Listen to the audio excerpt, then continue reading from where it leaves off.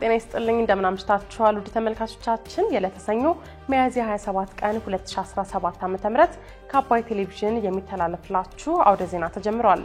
በምሽቱ የዜና ወጃችን በርካታ ዘገባዎችን ወደ እናንተ እናደርሳለን። የቢዝነስና የምጣኔያት ዘገባችንም ሰዓቱን ጠብቆ ወደ እናንተ ይቀርባል። ዜናውን እየመራው ሀና ፍሳ ከናንተ ጋር ቆይታ አድርጋለሁ። አብራችሁ ቆዩ። በመጀመሪያው ክፍለ ጊዜ የመረጃ ጥንቅራችን የጤና ባለሙያዎች ላቀረባቸው ጥያቄዎች ምላሽ እንዲሰጣቸው ማህበራት ጥሪ ማቅረባቸውን በዶክተር ደብረጽዮን የሚመራው የህወሓት ቡድን አመራሮች ፓርቲው ድጋሚ ሳይመዘገብ ህጋዊ ሰውነቱ እንዲመለስለት መጠየቃቸውን የጅቡቲ መንግስት በሀገሪቱ መጠነ ሰፊ የህገወጥ ስደተኞች አፈሳ እያከናወነ መሆኑን መገለጹን ጨምሮ ሌሎች መረጃዎችን ወደ እናንተ እናደርሳችኋለን። አብራችሁ ቆዩ። የጤና ባለሙያዎች ላቀረባቸው ጥያቄዎች ምላሽ እንዲሰጣቸው ማህበራት ጥሪ ያቀረቡ። መንግስት የጤና ባለሙያዎች ላቀረባቸው ጥያቄዎች ምላሽ እንዲሰጣቸው የጤና ማህበራት አመራሮች ጠይቀዋል።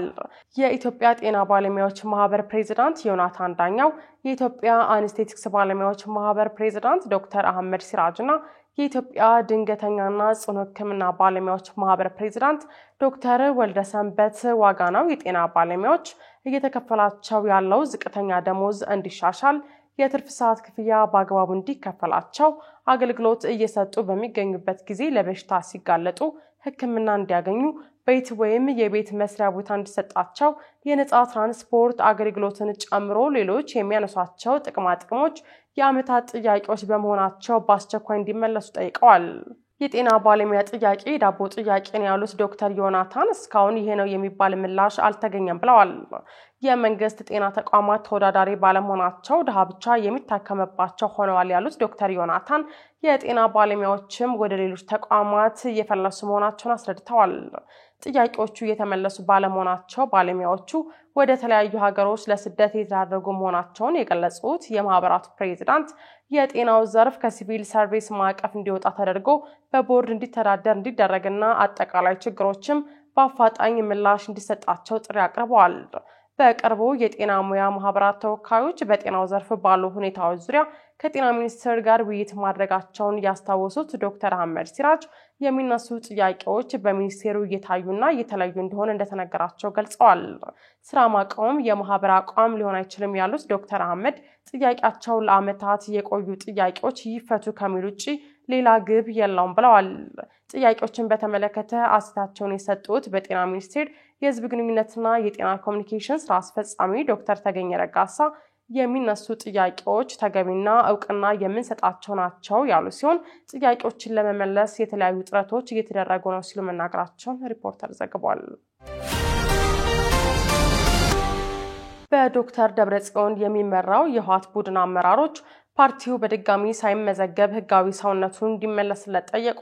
ያለ ምርጫ ቦርድ እውቅና ፈቃድ ጉባኤ አካሂጃለሁ በሚል የገፋበት በዶክተር ደብረጽዮን ገብረሚካኤል የሚመራው የህወሓት ቡድን አቶ ጌታቸው ረዳን ጨምሮ የድርጅቱ ከፍተኛ አመራር የነበሩ በርካታ ኃላፊዎችን አሰናብቻለሁ ብሎ ካወጀበት ጊዜ ጀምሮ የፓርቲው ህልውና ጉዳይ ዋና መነጋገሪያ ሆኖ ቆይቷል። ምርጫ ቦርድ ኃይልን መሰረት ባደረገ የአመጽ ተግባር ላይ መሳተፉን ማረጋገጡን በመጥቀስ ህወሓትን በጥር 2013 ከፓርቲነት ከሰረዘው በኋላ ባለፈው ዓመት ነሐሴ ወር በክልላዊ ፓርቲነት በልዩ ሁኔታ መዝግቦት የነበረ ቢሆንም እንደገና ያለ ቦርድ እውቅና ጉባኤ በማካሄዱ ውዝግብ ውስጥ ሊገባ ችሏል። ለጠቅላላ ጉባኤና በስብሰባው ላይ የተላለፉ ውሳኔዎች እውቅና እንደማይሰጥ የገለጸው ምርጫ ቦርድ ባለፈው የካቲት ወር ጀምሮ ህወሓትን በማገድ ይህ ውሳኔ ከተላለፈበት ጀምሮ ባሉት 3 ወራት ውስጥ ጠቅላላ ጉባኤ ለማካሄድ የሚያስችል የእርምት እርምጃ ካልወሰደ የፓርቲው ምዝገባ በቀጥታ እንደሚሰረዝም ቦርዱ ማስታወቁ ይታወሳል። የተሰጠው ጊዜ መገባደዱ ቢታወቅም የቦርዱ ውሳኔ ያፈነገጠው የነደብረጽዮን ህወሓት ቡድን መካከለኛና ከፍተኛ አመራሮች ፓርቲው ዳግም ምዝገባ እንዲያካሂድ በኢትዮጵያ ብሔራዊ ምርጫ ቦርድ የተላለፈውን ትዕዛዝ በመቃወም ህጋዊ ሰውነቱ ይመለስልን ሲሉ ጠይቀዋል። ከሐሙስ ሚያዝያ 23 ጀምሮ በመቀለ ከተማ በሚገኘው የሰማዕታት ሐውልት አዳራሽ መግለጫ ያካሄዱት እነዚሁ አመራሮች በክልሉ የተቃዋሚ የፖለቲካ ፓርቲዎች አባላትን ያቀፈውን የጊዜያዊ ምክር ቤት ህልውና እንደማይቀበሉት አስታውቀዋል። ዶክተር ደብረጽዮን አቶ አማኑኤል አሰፋ ፈትለወርቅ ገብረ እግዚአብሔርን ወይም ወንጀሉን ጨምሮ ሌሎች የፓርቲው ከፍተኛ አመራሮች የተሳተፉበት የስብሰባ ምርጫ ቦርድ በፕሪቶሪያው ስምምነት መሰረት ህጋዊ ሰውነታችንን ይመልስልን የሚል መግለጫ አውጥቷል። ይህ ዜና እስከሚጠናቀርበት ሰዓት ድረስ ከምርጫ ቦርድ በኩል የተባለ ነገር የለም። የኢትዮጵያ እስልምና ጉዳዮች ጠቅላይ ምክር ቤት የሙስሊም ወጣቶች ካውንስል መመስረቱን ይፋ አደረገ።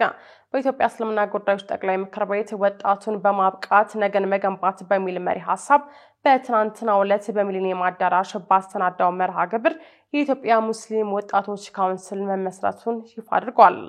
ካውንስሉ 70% ወጣት ሙስሊሞችን ያቀፈ ነው የተባለ ሲሆን ተጠሪነቱ ለኢትዮጵያ እስልምና ጉዳዮች ጠቅላይ ምክር ቤት እንደሆነ ተገልጿል። የምክር ቤት ፕሬዝዳንት ሼህ ሀጂ ኢብራሂም ቱፋ ባደረጉት ንግግር የወጣቶቹ ካውንስል በድንገት የተመሰረተ ሳይሆን ለበርካታ ዓመታት የታቀደበት ነው ብለዋል። የኢትዮጵያ እስልምና ጉዳዮች ጠቅላይ ምክር ቤት ፕሬዝዳንት ጽህፈት ቤት ዋና ኃላፊ ኡስታዝ አቡበከር አህመድ በበኩላቸው ለመብታቸው የሚታገሉና ግፍን የሚጸየፉ ፍትሃዊ ወጣቶች እንዲፈጠሩ የካውንስሉ አባላት በትጋት ሊሰሩ ይገባል ሲሉ መልእክት አስተላልፈዋል። በተጨማሪም ከእስላም አስተምሮትና ሴት ርቀው ጊዜያቸውን ተገቢ ባልሆነ ነገር እያጠፉ ያሉ ወጣቶች ወደ እስላም እንዲመለሱ ከማድረግ አንጻር ካውንስሉ ከፍተኛ ኃላፊነት አለበት ሲሉ ተናግረዋል።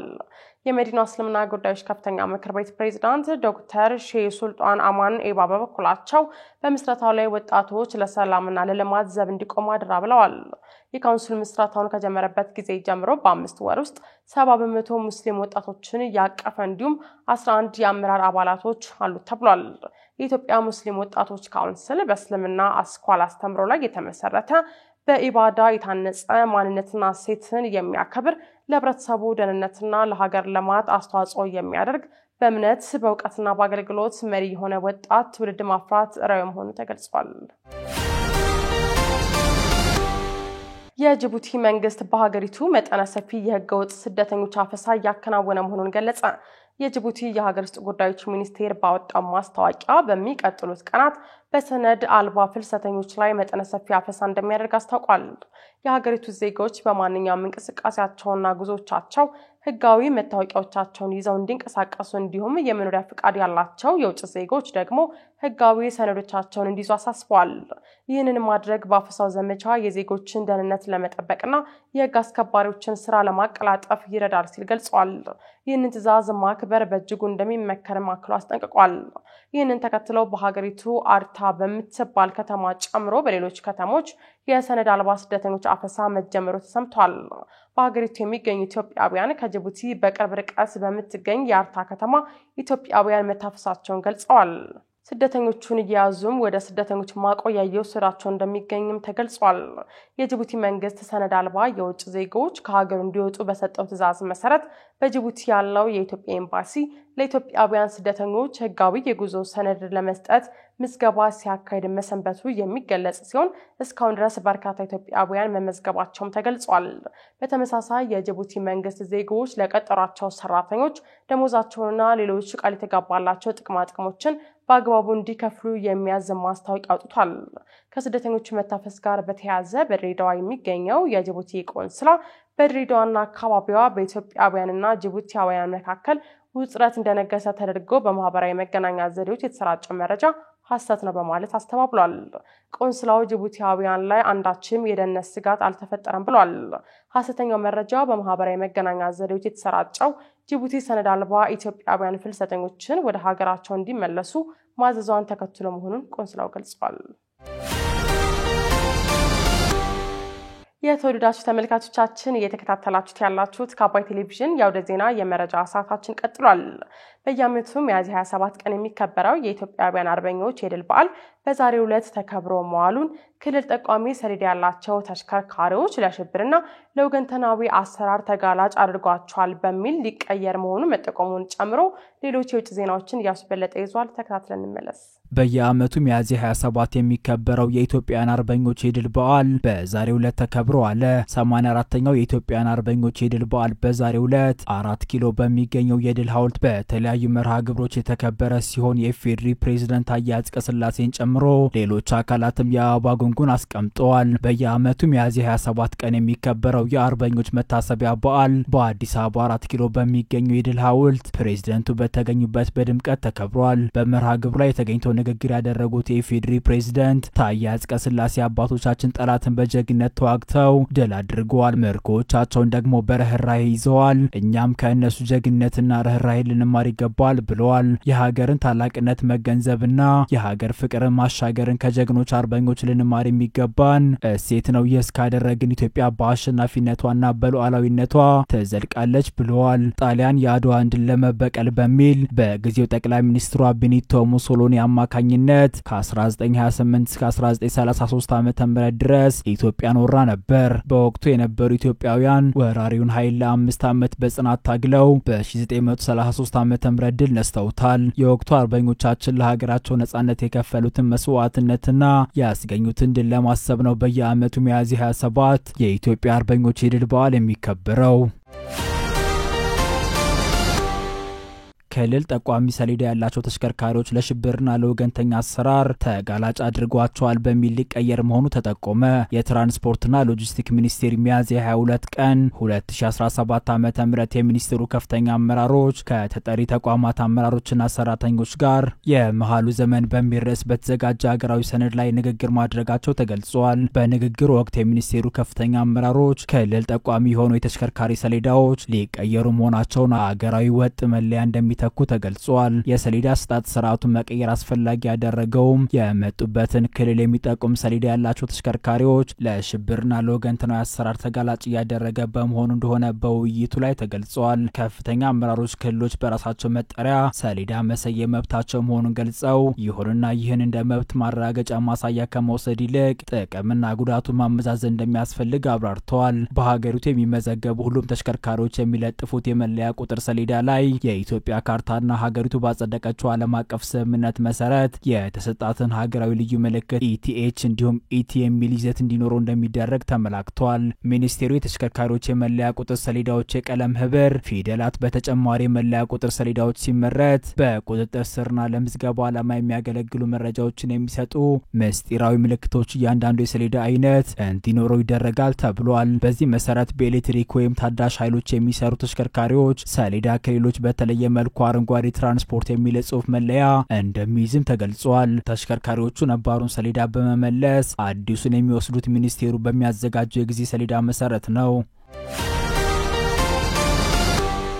የኢትዮጵያ አቪዬሽን ዩኒቨርሲቲ በተለያዩ የአቪዬሽን ዘርፎች ያሰለጠናቸውን የአቪዬሽን ተማሪዎች አስመረቀ። የኢትዮጵያ አቪዬሽን ዩኒቨርሲቲ በተለያዩ የአቪዬሽን ዘርፎች ያሰለጠናቸውን 974 የአቪዬሽን ባለሙያዎችን ባሳለፍነው ቅዳሜ በደማቅ ስነ ስርዓት አስመርቋል። ለምርቃት የበቁት በአብራሪነት፣ በአውሮፕላን ጥገና፣ በበረራ ላይ መስተንግዶ፣ በማርኬቲንግና በሆቴል አገልግሎት ዘርፎች ትምህርታቸውን የተከታተሉ ሲሆን ኢትዮጵያንን ጨምሮ ከተለያዩ የአፍሪካ ሀገራት እንዲሁም ከቻይና የተውጣጡ ተመራቂ ተማሪዎች ይገኙበታል። ይህም አየር መንገዱ ከቻይና ጋር ያለውን የጠበቀ ግንኙነት እንዲሁም በመጻኢው የአፍሪካ የአቪዬሽን ዘርፍ ውስጥ እየተጫወተ ያለው ሚና ማሳያ መሆኑ ተመላክቷል። ከ974 ተመራቂዎች ውስጥ 614 ሴቶችና 360 ወንዶች ናቸው። የምርቃት ስነ ስርዓቱን በማስመልከት መልእክት ያስተላለፉት የኢትዮጵያ አየር መንገድ ግሩፕ ዋና ስራ አስፈጻሚ አቶ መስፍን ጣሰው ተመራቂዎቹ ትምህርታቸውን በተሳካ ሁኔታ አጠናቀው አስደናቂ ውጤት ያመጡ መሆናቸውን ገልጸው ይህን ስኬት በስራ ዓለም ውስጥ እንዲደግሙ ታሳስበዋል። በምርቃት ስነ ስርዓቱ ላይ የተለያዩ ሀገራት አምባሳደሮች፣ የዲፕሎማቲክ ማህበረሰብ አባላት፣ የኢትዮጵያ አየር መንገድ ግሩፕ ዋና ስራ አስፈጻሚ፣ የአየር መንገዱ ከፍተኛ አመራሮች፣ የተመራቂ ተማሪዎች ቤተሰቦችና ጥሪ የተደረገላቸው እንግዶች ተገኝተዋል። የኢትዮጵያ አየር መንገድ አቪዬሽን ዩኒቨርሲቲ ከምስረታው ጀምሮ ከኢትዮጵያ ከአፍሪካና ከመላው ዓለም የተውጣጡ ከ20 ሺህ በላይ ባለሙያዎችን ማብቃቱም ተመላክቷል። የኬንያው ፕሬዝዳንት ዊሊያም ሩቶ ንግግር ያደረጉ በነበረበት ወቅት ጫማ ተወረወረባቸው። የኬንያው ፕሬዝዳንት ዊሊያም ሩቶ ትላንትና በሱና ዌስት ህዝብ በተሰበሰበ ቦታ ንግግር ያደረጉ ያለ ከህዝብ መሃል ጫማ ተወርውሮባቸዋል። ይህንን ተከትሎ የኬንያ መንግስት በአገሪቱ ፕሬዝዳንት ዊሊያም ሩቶ ላይ ጫማ የተወረወረበትን ክስተት አሳፋሪ ሲል አውግዞታል። በሰፈሩ የተጋሩ ተንቀሳቃሽ ምስሎች እንደሚያሳዩት ፕሬዝዳንቱ ንግግር ሲያደርጉ የተወረወረው ጫማ ወደ ላይ ከፍ ያደረጉት እንግራ እየተዘጋጃቸው መጥቷል። የመንግስት ቃል አቀባይ ጉዳዩን አውግዘው ከጀርባው ያሉ እንዲያዙ ጠይቀዋል። ሁላችንም ጫማ ለመወርወር ብንወስን ምን ይሆናል? ልጆቻችን ምን አይነት ሴቶች እያስተማር ነው ሲሉ ፕሬዝዳንቱ እንዲከበሩ በኤክስ ገጻቸው ላይ ባጋሩ ጽሑፍ ጠይቀዋል። የኬንያ መገናኛ ብዙሃን 3 ሰዎች መያዛቸውን እየዘገቡ ቢሆንም ፖሊስ ግን እስካሁን ማረጋገጫ አልሰጠም። አንዳንድ የፓርላማ አባላትም ከፍተኛ የጸጥታ ክፍተት መሆኑን በማንሳት ድርጊቱን ተቃውመዋል። ክስተቱ የተፈጠረው ፕሬዝዳንቱ በምዕራብ ሚጎሪ አውራጃ በተካሄደው ህዝባዊ ስብሰባ ላይ ንግግር እያደረጉ ባሉበት ወቅት ነው። ሩቶ ወደ አካባቢ ያቀኑት በክልሉ ለ3 ቀናት የሚቆይ የልማት ፕሮጀክቶችን ለማስጀመር ነው። አንዳንድ ኬንያውያን ጫማ መወርወሩ ክብር የጎደለው ነው የሚል ስሜት ቢያንጸባርቁም ሌሎች ደግሞ ይህ በኢኮኖሚው ላይ ያለው ብስጭት ያሳያል ሲሉ አስተያየታቸውን ሰጥተዋል። ሩቶ እንደ አውሮፓውያኑ በ2022 ፕሬዝዳንት ከሆኑ በኋላ በኑሮ ውድነትና በታክስ ጭማሪ ምክንያት ከኬንያውያን ተቃውሞ ገጥሟቸዋል። የእስራኤል ደህንነት ካቢኔ በጋዛ ሐማስ ላይ የሚደረገውን ዘመቻ ለማስፋት እንዲሁም ግዛቶችን የመቆጣጠር እቅድን አጸደቀ። የእስራኤል መከላከያ ኃይል በ10 ሺዎች የሚቆጠሩ የተጠባባቂ ኃይሉን አባላት በጋዛ ለሚያካሂዱ የተጠናከረ መስፋፋት መጥራት የጀመረ ሲሆን እቅዱ ተግባራዊ የሚሆነው ትራምፕ በሚቀጥለው ሳምንት ቀጠናውን ከጎበኙ በኋላ ነው ተብሏል። መከላከያ ኃይሉ በጋዛ ታግተው የሚገኙ እስራኤላውያን ለማስለቀቅና የሐማስ ታጣቂዎችን ለማሸነፍ ጫና መጨመሩ ተነግሯል። ካቢኔው በመርህ ደረጃ የሰብአዊ እርዳታ በግል ኩባንያዎች በኩል መግባት እንዲጀምር ማጽደቁ ተነግሯል። እስራኤል ለ2 ወራት ያህል ማንኛውም እርዳታ እንዳይገባ ያገደች ሲሆን የተባበሩት መንግስታት ድርጅት ከፍተኛ የሆነ ምግብና የሌሎች አቅርቦቶች እጥረት ተፈጥሯል ብሏል። የተባበሩት መንግስታትና ሌሎች የእርዳታ ኤጀንሲዎች ምክረ ሀሳቡ መሰረታዊ ሰብአዊ እርዳታ መርሆችን የሚጥስ በመሆኑ እንደማይተባበሩ ገልጸዋል። የጠቅላይ ሚኒስትሩ ተቺዎች የተኩስ አቁሙ በቅርቡ ያካሄደው ወታደራዊ ዘመቻ ታጣቂዎችን ለማስለቀቅ አለመቻሉን በመግለጽ ኔታንያሁ በዚህ ግጭት ዓላማቸው ምንድነው የሚለው ጥያቄ ውስጥ ወድቋል ብለዋል። በእቅዱ መሰረት ወታደሮቹ በአዲስ አካባቢ ተሰማርተው በምድርና ከምድር በታች የሚገኙ ሁሉንም መሰረተ ልማቶች ያወድማሉ ተብሏል። የካቢኔ አባላቱ ለበርካታ ወራት ቀስ በቀስ የሚደረግ የምድር ላይ ዘመቻ እቅድ ያለምንም ተቃውሞ ማጽደቃቸውን የእስራኤል መገናኛ ብዙሃን ዘግበዋል። ከአባይ ቴሌቪዥን የምሽት ዘገባዎቻችን አሁንም እንደቀጠሉ ናቸው። ወደ ተመልካቾቻችን አሁን ደግሞ የቢዝነስና ምጣኔ ሀብት ጉዳዮች የሚቀርቡበት ሰዓት ላይ ደርሰናል። መረጃዎቹን ዳሩ ሰላም ተሾመ ይዛለች። በድጋሚ አብራችን ቆዩ።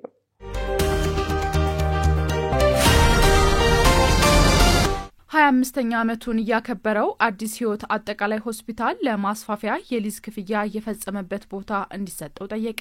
አዲስ ህይወት አጠቃላይ ሆስፒታል 25ኛ ዓመት የብር ኢዮቤልዩ ክብረ በዓሉን አክብሯል። ከ500 በላይ ቋሚና ሌሎች ሰራተኞችን በመያዝ እያገለገለ ያለው ሆስፒታሉ ባለፉት 5 ዓመታት ከ100 ሺህ በላይ ህሙማንን ማከሙን አስታውቋል። በጥቂት ሰራተኞችና ካፒታል የተቋቋመው ሆስፒታሉ ከተቋቋመ ጊዜ አንስቶ የነበሩ ተግዳሮቶችን በመቅረፍ ከጊዜ ወደ ጊዜ አገልግሎት አሰጣጡን እያዘመነ ለታካሚዎች ምቹ የህክምና አገልግሎት እየሰጠ መሆኑን አስታውቋል። በተጨማሪም ሆስፒታሉን የማስፋፋት ስራ ላይ እንደሚገኝ የገለጹት መስራችና የቦርድ ሊቀመንበሩ ፕሮፌሰር ሚሊያርድ ደርበው የሚገነባው ህንጻ ሄሊኮፕተር ማሳረፍ የሚችል ባለ 16 ወለል ህንጻ መሆኑን ገልጸዋል። የሆስፒታሉ መስራችና የቦርድ አባል እንዲሁም ሜዲካል ዳይሬክተር ዶክተር ካሳሁን ኪሮስ በበኩላቸው ማስፋፊያው ከአዲስ አበባ ከተማ አስተዳደር በሆስፒታል አጠገብ በተሰጠውና በተፈቀደለት 1408 ካሬ ሜትር ቦታ ላይ መሆኑን ገልጸዋል። ህንጻውን ለመገንባት መሬቱን ከከተማ አስተዳደሩ እየተጠባበቀ መሆኑን ያነሱት ዶክተር ካሳሁን የሊዝ ክፍያ ከከፈሉ 5 ዓመታትን ማስቆጠሩንና በእነዚህ ዓመታት ውስጥ መሬቱን ለመቀበል እየተጠባበቀ መሆኑን ጠቅሰው የሚመለከታቸው አካላት አስቸኳይ መፍትሄ እንዲሰጧቸውም ጠይቀዋል። በአዲሱ ህንጻም ሆስፒታሉ ህክምናዎችን በማዘመን ለታካሚዎቹ የተሻለ አገልግሎት እንደሚሰጥ የገለጹት ሜዲካል ዳይሬክተሩ እንደ ንቅለ ተከላ ያሉ አዳዲስ ህክምናዎችን ጭምር ያካተተ ነው ብለዋል።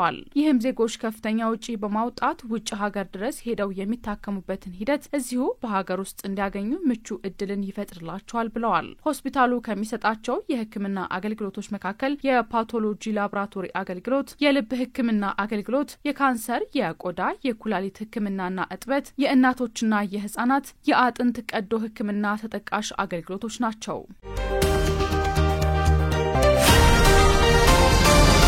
21 ሀገራትን በአባልነት የያዘው የምስራቅና ደቡባዊ አፍሪካ የጋራ ገበያ ሳምንት የንቅናቄ መድረክ ተከፈተ። 21 ሀገራትን በአባልነት የያዘው ሁለተኛው የምስራቅና ደቡባዊ አፍሪካ የጋራ ገበያ ወይም ኮሜሳ ሳምንት የንቅናቄ መድረክ በአዲስ አበባ ተከፍቷል። በሁለተኛው የኮሜሳ ሳምንት ከተያዙ መርሃ ግብሮች መካከል አንደኛው የሆነው የግንዛቤ ማስጨበጫና የውይይት መድረክ ዛሬ የተከፈተ ሲሆን ከመጪው ሮብ ጀምሮ የኮሜሳ ሴት ነጋዴዎች ባዛርና አውደርኢ እንደሚካሄድም ተገልጿል። የግንዛቤ ፈጠራ ፎረሙ በንግድና ቀጠናዊ ትስስር ሚኒስቴርና በኮሜሳ ትብብር እንደተዘጋጀ የተገለጸ ሲሆን ዋና ዓላማውም አህጉራዊ የነጋዴ ሴቶችንና ስራ ፈጣሪ ወጣቶችን አቅም በመገንባት የአፍሪካ አህጉራዊ ነጻ ንግድ ቀጠና መልካም እድሎችንና አማራጮችን በማስፋት የሴት ነጋዴዎችንና ስራ ፈጣሪዎችን ማብዛት እንደሆነ በመድረኩ ላይ ተገልጿል። በመክፈቻ ዝግጅቱ ላይ የተገኙት የንግድና ቀጠናዊ ትስስር ሚኒስትሩ ዶክተር ካሳሁን ጎፌ የኮሜሳ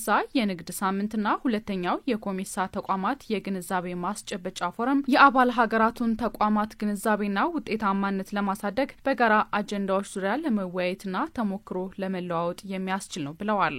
የኮሜሳ ሳምንት ዛሬ በአዲስ አበባ 21 አባል ሀገራትና የኮሜሳ ተቋማት ተብሎ የሚታወቁት ተቋማት በተገኙበት በይፋ አስጀምረናል፣ ተከፍቷል።